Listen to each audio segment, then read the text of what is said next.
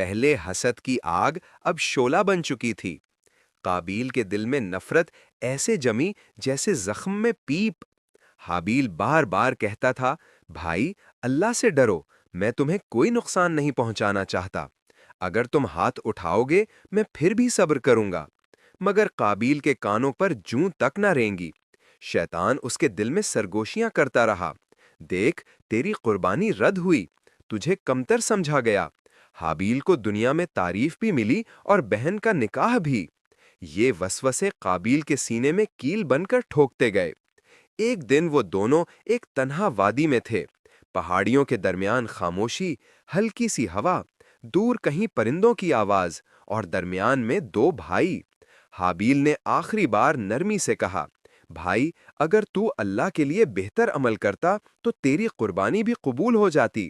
اپنے دل کو صاف کر، یہ راستہ ٹھیک نہیں ہے۔ مگر قابیل کی آنکھوں میں صرف اندھیرا تھا، نفرت نے اسے اندھا کر دیا۔ وہ جھپٹا، زمین لرزی، پتھر کھسکے، اور پہلا انسان قتل ہوا۔ کائنات نے پہلی بار خون دیکھا، زمین نے پہلی بار جرم کا بوجھ محسوس کیا۔ ہوا رک گئی، فضا سوگوار ہو گئی، اور تاریخ کا پہلا گناہ، پہلا قتل، پہلا ظلم انسان کے ہاتھوں سرزد ہو چکا تھا۔